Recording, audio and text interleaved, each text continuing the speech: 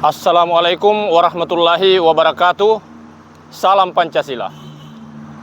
Rekan sejawat dan pemirsa yang terhormat, saya akan berbagi praktik baik kepemimpinan pembelajaran untuk mewujudkan pembelajaran berkualitas melalui implementasi kurikulum merdeka.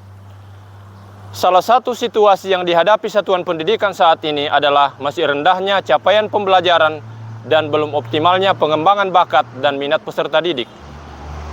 Dalam implementasi kurikulum merdeka, khususnya bagi kami di Sekolah Penggerak, saya memimpin pembelajaran dengan berpegang pada semboyan Ki Hajar Dewantara, Ingarsa Sung Tulada, Immadia Mangunkarsa, Tuturi Handayani, yang bermakna di depan memberi teladan, di tengah memberi inspirasi, dan di belakang memberi dorongan. Tentu saja dalam implementasi di sekolah terkadang banyak tantangan yang harus dihadapi. Bagaimana menggerakkan warga sekolah, bagaimana menumbuhkan budaya kolaborasi, dan bagaimana menciptakan budaya refleksi.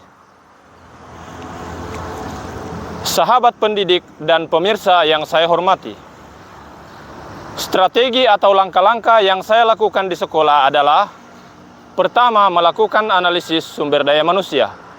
Yang kedua, meningkatkan kompetensi pendidik dan tenaga kependidikan.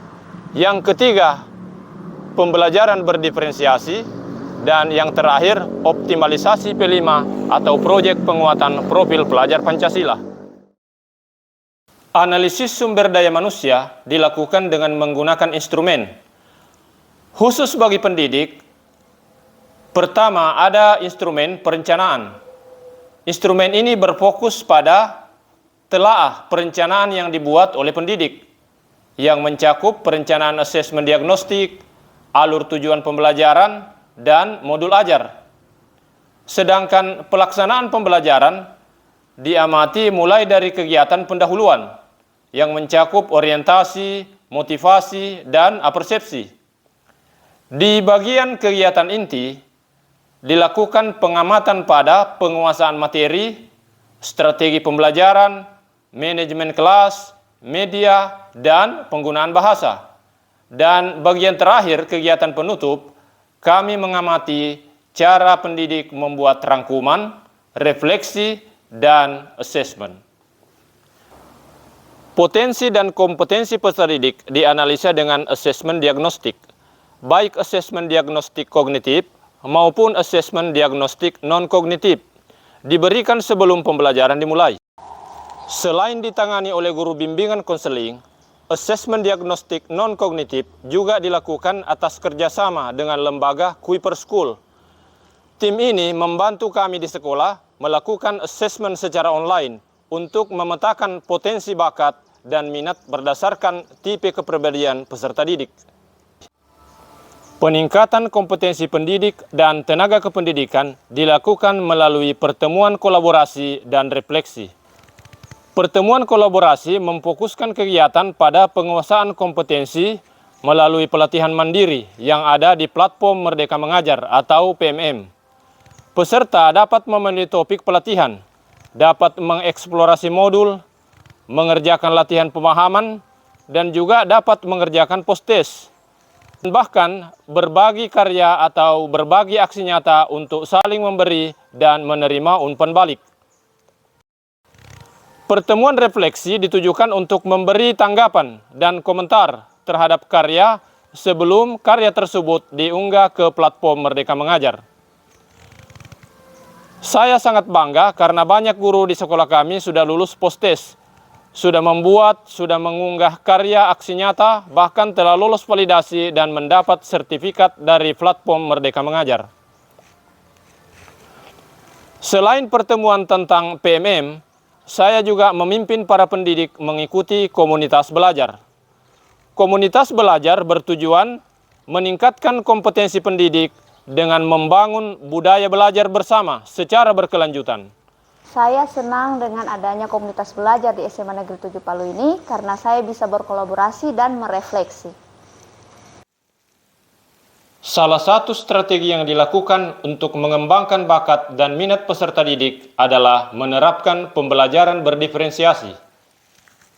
Pembelajaran berdiferensiasi adalah pembelajaran yang dirancang sesuai dengan tingkat pencapaian, bakat, minat, dan karakteristik peserta didik.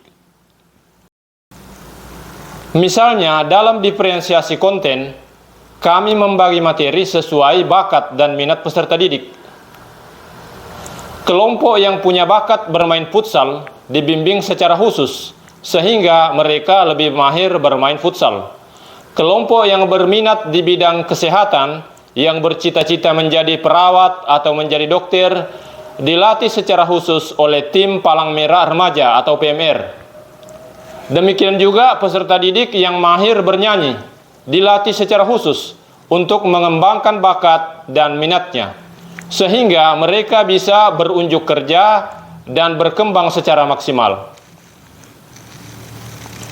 Sedangkan diferensiasi proses dan produk memfokuskan pada gaya belajar, strategi, dan media pembelajaran yang tersedia. Misalnya menggunakan InFocus untuk menonton film bagi peserta didik yang ber-TV audio visual, kemudian membaca berita dan cerita di surat kabar bagi peserta didik yang ber-TV visual, dan bahkan bagi mereka yang ber-TV kinestetik, mereka belajar dengan memanfaatkan lingkungan sekolah sebagai sumber belajar dan sumber penelitian. Proyek penguatan profil pelajar Pancasila atau disingkat P5 merupakan pembelajaran ko-kurikuler dalam implementasi kurikulum Merdeka. Kami mengembangkan tema sesuai konteks dan kondisi sekolah kami. Tema pertama adalah bangunlah jiwa dan raganya. Adapun topik yang dipilih yaitu pencegahan perundungan atau anti-bullying. Dalam proyek ini, peserta didik melakukan kampanye anti-bullying. Mereka juga menampilkan tarian dan melakukan deklarasi bersama anti perundungan.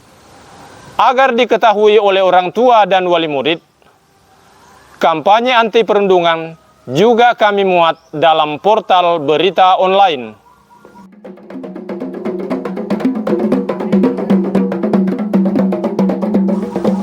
Tema lain yang kami angkat adalah kearifan lokal.